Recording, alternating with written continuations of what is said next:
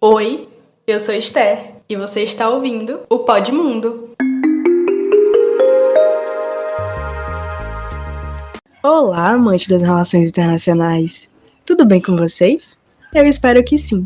Bom, para o assunto de hoje, nós trouxemos um evento que ocorreu na cidade de Santo Amaro, uma vez que o nosso projeto está trazendo esses assuntos relacionados ao recôncavo, ao nosso território, que se conectem de alguma forma com as relações internacionais. Santo Amaro da Purificação é uma cidade localizada no recôncavo baiano com aproximadamente 60 mil habitantes, segundo o IBGE de 2021. Fica localizada ao lado de São Francisco do Conde, onde está nossa sede da Unilab Malês hoje. Foi fundada em 1557, crescendo sobre os terraços em torno do rio Subaé, sendo este uma das principais fontes de subsistência da população local. A cidade ficou popularmente conhecida como a terra de artistas como Caetano Veloso, Maria Bethânia, Besouro Cordão de Ouro, entre outros. E também passou a ser cenário de uma tragédia conhecida como a Chernobyl brasileira, devido a um processo de contaminação por chumbo que teve início nos anos 60, quando a Companhia Brasileira por Chumbo se instalou na cidade. Mediante a esse discurso de agregar um processo de melhores condições de vida para aquela população, com o fornecimento de trabalhos e também o prestígio de uma cidade do interior do Recôncavo, possuindo das maiores empresas que também eram de nível internacional no estado da Bahia, a empresa foi instalada sem consulta local. O macaco vinha atrasado de pó de minério. Quando eu lavava, eu me sentia mal. A gente só está esperando a hora que Deus quiser levar. Era uma fumaça preta que saía de lá. Quando o vento batia, a gente não conseguia. Tinha uma vez que a gente não conseguia nem respirar. A gente brincava com aquele pó como se brincava com teia. O que é que você sente hoje? Eu sinto dor de cabeça, meus ossos ficam doendo e boto sangue pelo nariz. Na população infantil, nós documentamos em vários estudos feitos em vários momentos do tempo, diminuição da hemoglobina, que é a anemia, alteração da síntese do sangue e também entre as mulheres vimos alteração do patrimônio genético, alterações cromossômicas. Forjaram um limite de 80 microgramas de chumbo por 100 ml de sangue. E que é muito alto, como sendo um nível tolerável de chumbo, e não é. Hoje em dia se sabe que é zero. A indenização, ela vai servir para uma coisa só, para dizer que você recebeu a indenização, porque ela não vai trazer sua saúde de volta. Como mostrado na reportagem, Santo Amaro ficou conhecida como a Chernobyl brasileira, devido a esse processo de contaminação por chumbo que teve início nos anos de 1960, quando a Companhia Brasileira por Chumbo, conhecida como COBRAC, se instalou na cidade. Através dos relatos orais e de sequelas visíveis da luta dos movimentos sociais e da Associação das Vítimas de Chumbo, é possível perceber que a instalação da COBRAC em Santo Amaro ficou conhecida como um capítulo triste na história. Segundo os moradores e funcionários sobreviventes, após alguns anos de funcionamento, a população local começou a perceber e principalmente a presenciar os malefícios da instalação da empresa na cidade. As 3 décadas de funcionamento da Companhia de Chumbo produziu mais de 900 mil toneladas de liga de chumbo e despejou mais de 500 mil toneladas de escória contendo chumbo e cádmio na cidade, matando mais de 3 mil pessoas. As evidências de contaminação ainda são perceptíveis com as escórias que foram abandonadas em locais inapropriados, sendo muitas vezes utilizados como pavimentação de ruas e aterro nos quilos. Mesmo após a sua desativação em dezembro de 93, a empresa, já com o nome de Plubum, deixou sequelas que perduram até os dias atuais. E os sobreviventes convivem com doenças como câncer e infertilidade. E muitas famílias tiveram as suas mortes antecipadas. E hoje nós trouxemos o professor Marcelo Araújo, que é professor da Universidade Federal do Recôncavo, para conversar com a gente sobre esse assunto. Professor Marcelo, pode se apresentar para nós? Olá, pessoal. Agradeço aí o convite da equipe do podcast Pod Mundo. Fico muito feliz em estar participando desse projeto com vocês. Meu nome é Marcelo Araújo. Eu sou graduado em agronomia, mas eu trabalho com gestão ambiental.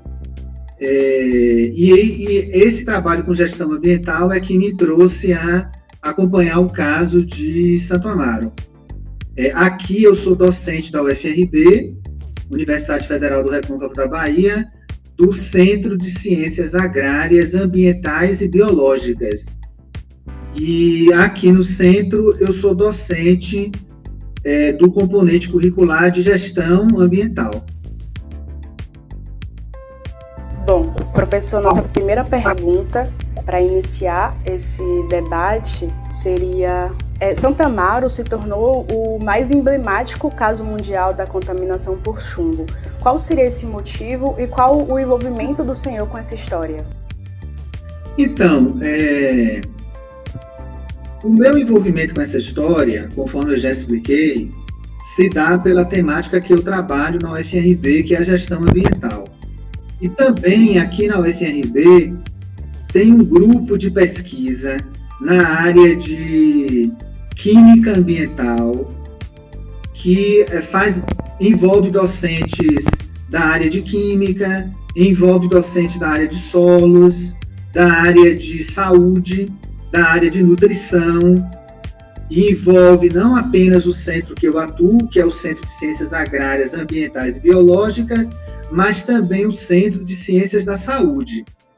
Então, existe esse grupo que já vinha pesquisando esse tema há bastante tempo, e quando eu entrei aqui na UFRB, eu passei a acompanhar esse grupo, que já pesquisa esse tema do ponto de vista da poluição, da contaminação, da química ambiental e do ponto de vista da saúde já há bastante tempo.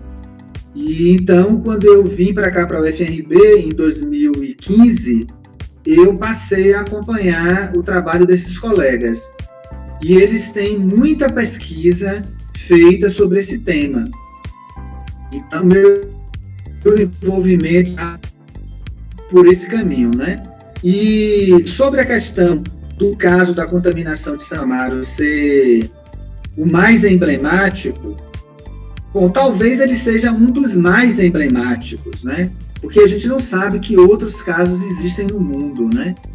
Mas, infelizmente, esses casos de contaminação por meio de processos industriais e plantas industriais, exploração de minério, eles são muito mais comuns do que o que a gente pensa. E, na grande maioria das vezes, eles são silenciosos, porque a contaminação, na maioria das vezes, ela vai se dando de forma silenciosa. E só muito tempo depois, quando algum pesquisador desenvolve algum projeto na área, projeto de longo prazo, é que consegue identificar isso. Porque muitas vezes essa contaminação ela é muito silenciosa. Ela acontece e a gente não está vendo, não tem nenhum grande evento como uma explosão, nada disso. Muitas vezes acontece a deposição daquela substância durante muitos anos, as pessoas não estão percebendo aquilo e anos depois se descobre que o tamanho, né, do problema que se deu durante décadas, como é o caso de Santo Amaro. Então, eu acredito que Santo Amaro é, sim, um caso bastante emblemático e talvez seja mesmo um dos mais emblemáticos do mundo. A antiga Companhia Brasileira de Chumbo, a Cobrac, ela se instalou em Santo Amaro nos anos 60 e era subsidiária de uma empresa francesa. Qual o envolvimento da França nesse caso? E em 89, a Cobrac ela foi vendida pelo Grupo Trevo e também passou a se chamar Plubum, tendo 100% do capital nacional. E de que forma a companhia francesa foi responsabilizada? E a Plubum? Quais as complexidades envolvidas nesse processo de luta pela responsabilização das empresas por essa contaminação de chumbo? É pela origem da empresa, né? Então, a origem da empresa, a origem do capital e também a destinação do produto final era feito para a França, né? Então, o capital era francês, a empresa estabelecida segundo as normas legais da França, mas quando a empresa se instalou aqui, ela criou uma subsidiária, né? Que até onde eu entendo foi uma empresa nacional. E essa empresa nacional, ela atuou aqui conforme as normas brasileiras.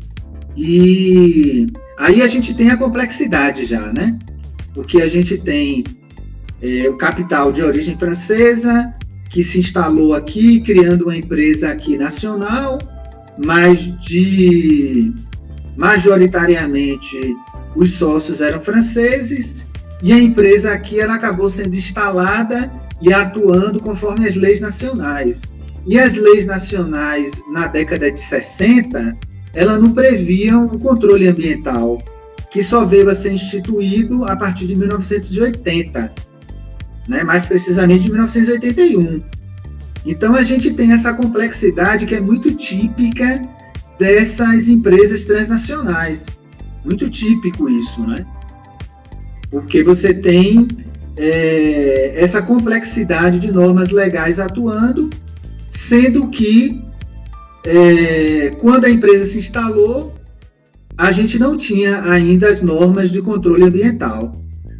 Então, você tem aí uma complexidade. E ainda por cima, a empresa, ela depois foi adquirida por um grupo nacional. Então, você tem aí essa complexidade da origem do capital, da mudança da titularidade da empresa e também das próprias leis nacionais onde a empresa estava atuando e do sistema de controle ambiental nacional. Então, você tem essa, mas no meu entendimento não há a menor dúvida de que existe uma responsabilidade do país de origem. No meu entendimento, existe uma responsabilidade. Agora, como apurar isso e como cobrar isso, esse é um grande debate, né? Esse é um grande debate. Mas, no meu entendimento, eu não vejo que não há a menor dúvida de que existe essa responsabilidade do capital, porque a tomada de decisão sobre os processos produtivos, eles se davam lá. Porque a tomada de decisão, o centro de decisão estava lá, porque o capital majoritário estava na França. Então, a tomada de decisão sobre a responsabilidade da empresa, os processos que a empresa adotava, se davam lá. E a destinação final do produto se dava lá. A gerência da empresa principal, né, se dava lá, na França. Então, eu acho que existe, sim, esse vínculo. Agora, como responsabilizar que é a questão. Bom, ainda que essas responsabilizações não tenham sido, na grande maioria das vezes, efetivamente aplicadas, né, como o senhor trouxe, no contexto social, houve algum tipo de auxílio público que apoiasse essa população afetada de Santo Amaro? Ou existiram algum plano de descontaminação ambiental por parte do Estado brasileiro? Então, a empresa, ela começou a operar em Santo Amaro na década de 60. As leis em todo o mundo, né, só começaram a surgir a partir do final dos anos 70. Então, as políticas de controle ambiental em muitos países, eles começaram a surgir nos anos 70, nos anos 80. De todo modo, a empresa operou durante muito tempo já com as políticas de controle ambiental existindo aqui no Brasil, né? Porque a empresa, ela funcionou de 1960, da década de 60 até 1993. Então, já pegou um bom período das políticas de controle ambiental aqui do Brasil e do mundo. E há que se perguntar por que medidas não foram tomadas durante esse período, né? Agora, desde que a contaminação foi identificada, e denunciada, várias iniciativas foram adotadas por parte do governo do Estado da Bahia e por parte do governo brasileiro. Então, existe um histórico com várias iniciativas de programa de controle, programa de saúde da população afetada. Então, foram implantadas medidas de apoio à população. Mas o que se observa hoje é que essas medidas elas não tiveram a articulação adequada e também me parece que não houve continuidade. Não houve continuidade. E até hoje, pelo que eu saiba, a empresa ela não foi responsabilizada. Na visão do senhor como professor, o que a contaminação por chumbo em Santo Amaro tem de internacional?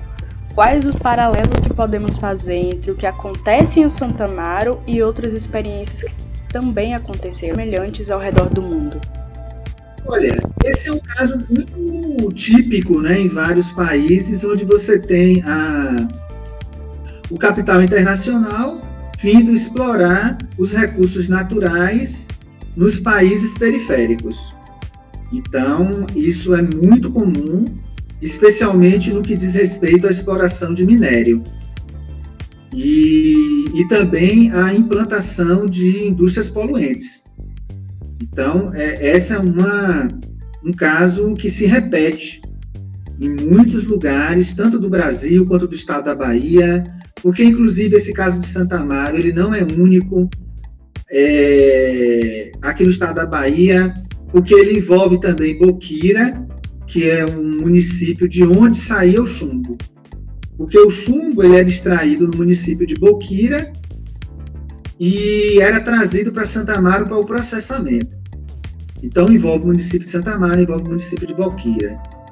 E o caso de exploração de minério altamente poluente e também do beneficiamento, ele é muito comum, tem histórico em outras regiões do Brasil e outras regiões do mundo, sempre vinculado ao capital transnacional. Mas de que tipo de violência nós estamos falando nesse caso de contaminação por chumbo em Santo Amaro? O senhor entende que existe um conflito socioambiental em Santo Amaro por essas questões? Como se tem organizado o processo de resistência e de articulação da população atingida? E, de alguma forma, essa luta se internacionaliza? Então, eu percebo que esse caso, ele não internacionalizou como poderia. Não internacionalizou como poderia. Embora tenha havido alguns movimentos de cobrar essa responsabilidade da França, isso não tomou uma proporção que a gravidade da situação compatível com a gravidade da situação. Porque a situação ela é grave, porque o material ele ainda tem esse potencial de contaminação, está ativo ainda, né? O potencial de contaminação, o material continua lá exposto. Então, o produto contaminante e a fonte da contaminação, ela não cessou. Ela continua ativa, esse material ele continua ainda exposto no município de Santo Amaro, próximo da área urbana, e o material, a contaminação, no meu entendimento, ela permanece ativa. E tanto que tem grupos de pesquisadores aqui da UFRB que têm estudado isso. Quais são essas vias de contaminação que estão ativas, né? Então, pesquisas recentes mostram que algumas dessas vias continuam ativas.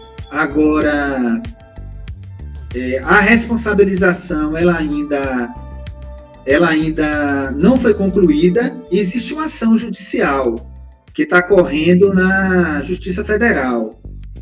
A empresa, os empresários, eles já foram penalizados em primeira instância. Eles já foram julgados e condenados em primeira instância. Mas a última vez que eu acompanhei o caso, eles tinham recorrido, não é, aos tribunais superiores. Então, a decisão final da Justiça não foi tomada. Mas o Ministério Público Federal já queria cobrar as medidas de recuperação e as medidas de compensação da população, porque já há uma decisão em primeira instância. essa decisão remete às empresas. Praticamente as empresas, especialmente a última empresa que adquiriu a antiga Cobrac, que é o Grupo Trevo, entende? Então, mas eu acredito que a empresa originária, ela também está envolvida, ela também foi condenada, mas elas recorreram. E o Ministério Público Federal já quer tomar medidas baseado na sentença de primeira instância de cobrar os recursos para a recuperação da área e a reparação da população afetada. Então, isso era algo que, antes da pandemia, nós estávamos acompanhando. Depois que veio a pandemia, desorganizou, tá? Mas a repercussão desse caso em nível internacional, ele não alcançou. Isso não tem a condição necessária. Porque aí você precisava ter um movimento nacional articulado com um movimento ambientalista internacional para poder ter uma força maior, de ganhar mais repercussão e de ganhar visibilidade, de ganhar visibilidade. Até onde eu soube, teria havido uma iniciativa de denúncia junto à Comissão de Direitos Humanos, se eu não me engano, latino-americana, né? Eu ouvi mas eu não tenho certeza de se essa denúncia foi efetivamente concluída, de chegar até os organismos de direitos humanos, porque você entra em um caso, como você citou, de um conflito que ele não é apenas ambiental, ele também envolve questão de direitos humanos, porque houve um dano, né, à saúde de um número muito grande de pessoas e de habitantes do município de Santo Amaro e vizinhança, e também do município de Valqueira, pessoas que foram contaminadas, e isso, os registros já existem, tá? Então você tem aí um caso que ele não é apenas ambiental, mas ele também envolve questões de direitos humanos, porque envolve direitos das pessoas que tiveram a sua saúde afetada, e algumas que perderam a própria vida com essa contaminação.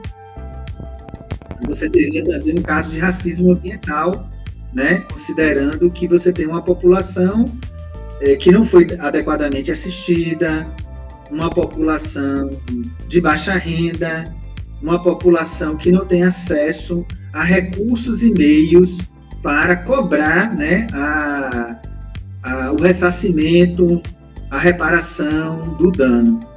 E que esse caso ele ainda está invisibilizado.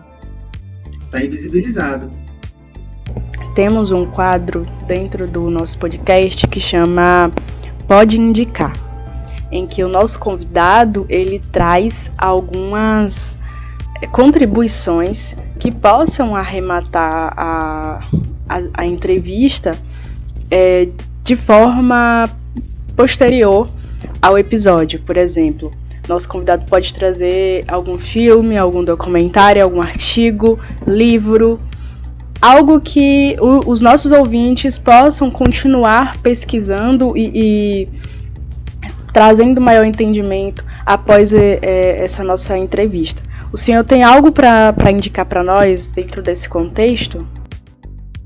Bom, desde que a contaminação ela foi denunciada e que ela alcançou alguma repercussão, várias medidas foram adotadas por parte do governo federal e por parte do governo estadual. Então, durante muito tempo, tinha em Santo Amaro um acompanhamento da saúde da população. Então, a Secretaria de Saúde do Estado da Bahia tinha uma equipe que fazia esse acompanhamento. Isso aconteceu durante muito tempo, mas eu não tenho notícias atualizadas desse programa, né? Também a Secretaria de Saúde do Estado da Bahia, ela desenvolveu um programa de monitoramento da saúde da população e desenvolveu um protocolo. Esse protocolo ele é público, mas eu não sei como está a implementação do protocolo, certo? Eu não sei como está, mas foi elaborado um protocolo. E a medida mais recente que foi tomada foi em 2012, quando o governo federal destacou o Centro Nacional de Tecnologia da Mineração, o CETEM, que é um órgão vinculado ao Ministério da Ciência e Tecnologia, para avaliar o caso e propor uma iniciativa de solucionar a questão. Então, o CETEM, que é esse órgão do governo federal, Centro de Tecnologia da Mineração, ele fez um diagnóstico. Esse diagnóstico está disponível online, e também o diagnóstico envolveu um grupo grande de pesquisadores, envolveu escutas locais, e aí o diagnóstico resultou em um plano de ação. Esse plano de ação, ele tá pronto, acredito que desde 2014, e ele está disponível na página do CETEM. É um documento público, não é? Lá o plano de ação diz que a contaminação permanece ativa. Então esse é um documento do governo federal, público, que diz que a contaminação permanece ativa. E aponta medidas para solucionar. Só que as medidas, elas nunca foram implementadas, não é? O diagnóstico foi elaborado, o plano de ação para solucionar a questão e a descontaminação ambiental também foi elaborado, mas ele não foi implementado. Não foi implementado, até onde eu sei. Mas os documentos estão públicos. Então, respondendo a sua pergunta sobre que documentos eu recomendaria para a leitura, eu recomendaria esses 2 documentos, que estão na página do Centro de Tecnologia da Mineração, CETEM, que é um órgão do governo federal vinculado ao Ministério da Ciência, Tecnologia e Inovação. E a sede é no Rio de Janeiro. Lá tem esses 2 documentos. Inclusive tem uma página lá, eu espero que a página esteja ativa, porque eu tentei acessar recentemente e alguns links não estavam ativos. Mas, em grande parte, os materiais estão lá, um pouco do histórico da última iniciativa que aconteceu, que foi essa do CETEM. Antes do CETEM, aconteceram outras iniciativas, mas que não alcançaram o sucesso e nem tiveram a articulação necessária. Porque a questão ela é muito grave, é uma dimensão que envolve toda a área urbana da cidade de Santo Amaro e para além da área urbana, eu diria que envolve para além da área urbana. Então, é uma cidade onde tem, acredito que Santo Amaro deve ter em torno de 60 mil moradores, então é uma população que não é pequena, e esse material ele está espalhado por toda a cidade. Então, a decisão ou qualquer plano de descontaminação necessita de ter uma articulação grande, envolvendo várias instâncias no nível municipal, no nível estadual, no nível federal, sem perder de vista a questão internacional de responsabilização do país onde teve origem o capital e onde teve origem a tomada de decisão relacionada com o funcionamento e os processos produtivos da empresa, certo? Da empresa. Então, acho que isso não perde de vista. Então, a grande iniciativa que houve, articulada para um projeto de descontaminação, foi essa envolvendo o CETEM, que transcorreu entre 2012 e 2014, mas que não foi implementada, carece de implementação. Houve também uma outra iniciativa importante do Estado da Bahia, que foi a instalação da Comissão Interinstitucional da Purificação. Então, isso se deu no ano de 1990, se eu não me engano, Não, foi no ano de 2005, tá? No ano de 2005, foi instalada pelo governo do Estado da Bahia a Comissão Intersetorial da Purificação, com o objetivo de propor e implementar ações que contribuam para a melhoria do quadro socioambiental e de saúde do município de Santo Amaro. Então, houve essa comissão foi instalada, mas, infelizmente, ao que a gente pode perceber, ela não teve os resultados esperados. E a comissão, logo depois, ela ficou inativa. Embora na minha interpretação, o decreto que a criou ainda esteja válido, só que ela não produziu os resultados esperados. E ela hoje está inativa. Tá? Uma outra coisa que merece destaque, uma outra iniciativa que merece destaque, que eu já falei aqui, mas eu vou repetir, foi a instalação do Grupo de Trabalho em Saúde pela Secretaria de Saúde do Estado da Bahia. Esse grupo de trabalho foi instalado em 2007 e esse grupo ele funcionou até pouco tempo, até 2014, 2015. Eu lembro que esse grupo estava funcionando, mas de 2015 para cá eu não tenho mais informações. Mas esse grupo de trabalho em saúde, que foi instalado pela Secretaria de Saúde da Bahia, funcionou pelo menos até 2014. De lá para cá eu já não tenho mais informações, certo? Então, fora isso, várias outras iniciativas aconteceram. Agora, elas não tiveram a articulação e a continuidade que a gravidade do caso exige. Então, eu ainda tenho esperança de que essas iniciativas elas possam ser resgatadas. Eu tenho essa esperança, porque o caso ainda é merecedor de toda atenção. Uma outra questão que eu acho importante, só para colocar, que eu acho muito importante de ser feita, é que também a Defensoria Pública do Estado da Bahia e a Defensoria Pública da União, eles montaram um grupo de trabalho para acompanhar o caso. Então, esse grupo de trabalho, que inclusive eu integrava ele como representante da UFRB, ele começou a funcionar um pouco antes da pandemia. Mas logo depois veio a pandemia e o grupo de trabalho ele se desarticulou. Mas, para todos os efeitos, o grupo de trabalho ainda existe, envolvendo a Defensoria Pública do Estado da Bahia, que tem uma representação em Santo Amaro, que foi instalado esse escritório da Defensoria Pública do Estado um pouco antes da pandemia.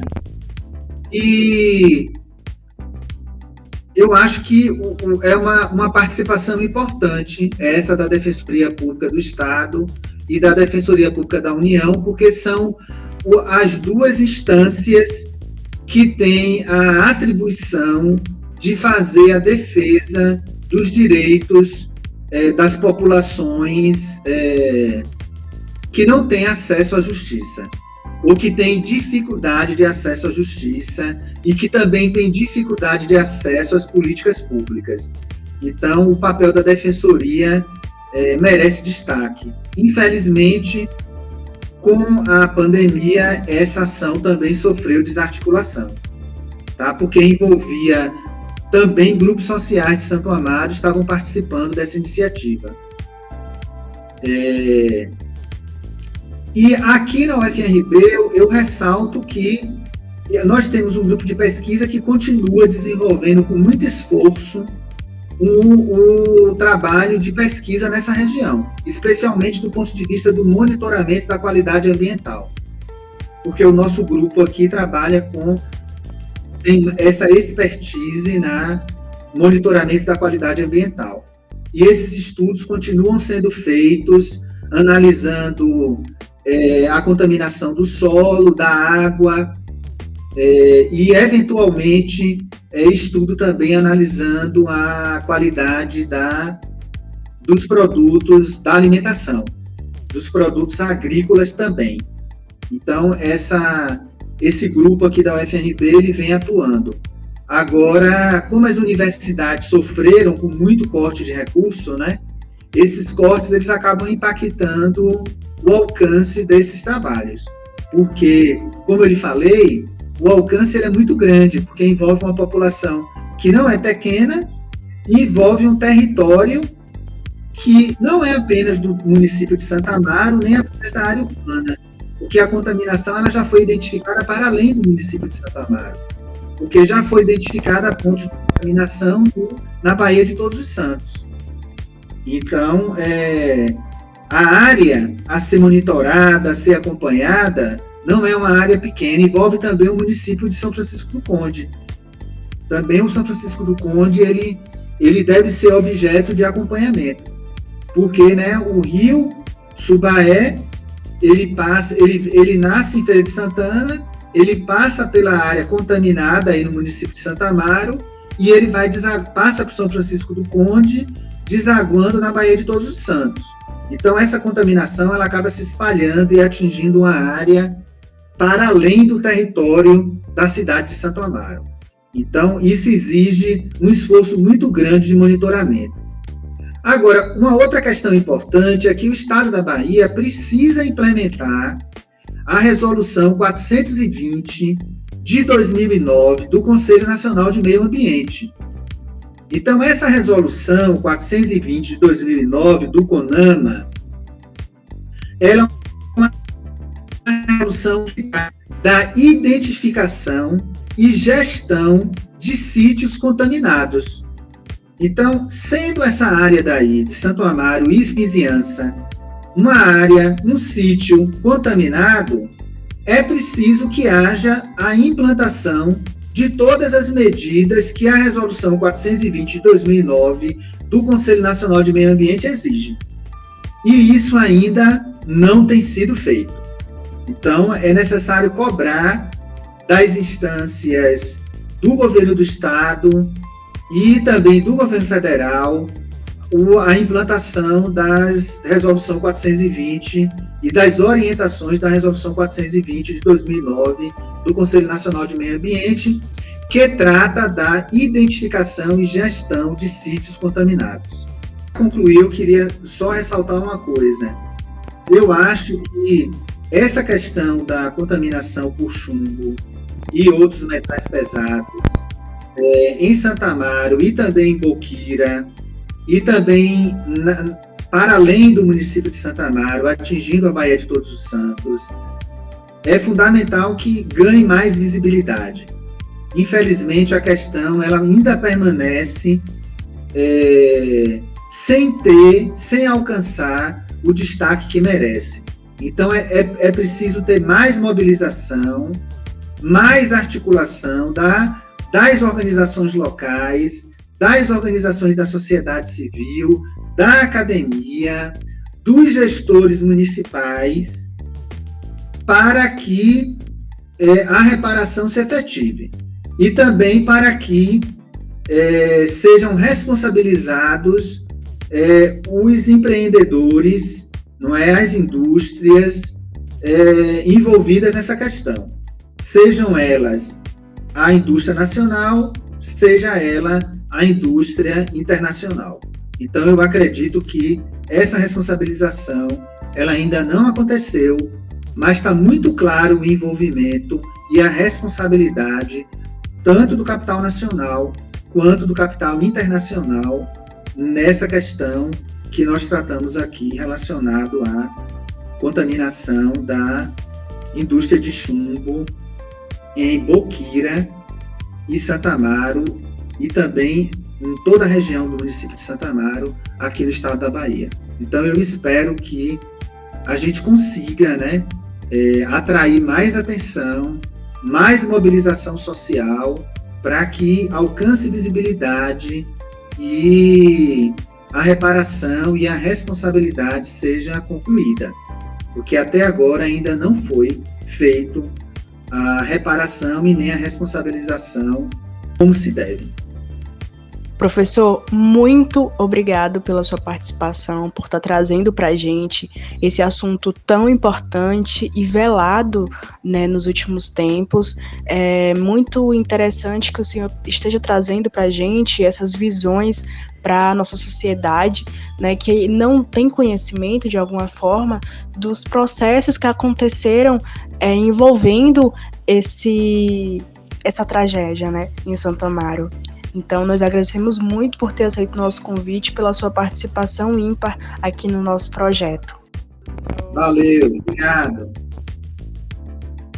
Meus caros ouvintes e amantes da política internacional, nosso episódio chegou ao fim. Mas fiquem tranquilos, porque novos episódios virão. E para que você fique ligado quando sairão esses novos episódios, é muito importante que você nos siga nas nossas redes sociais, @podmundoRI. Assim, você estará sempre atento aos novos episódios e também ao que acontece nos nossos bastidores. É isso, se cuida, tchau!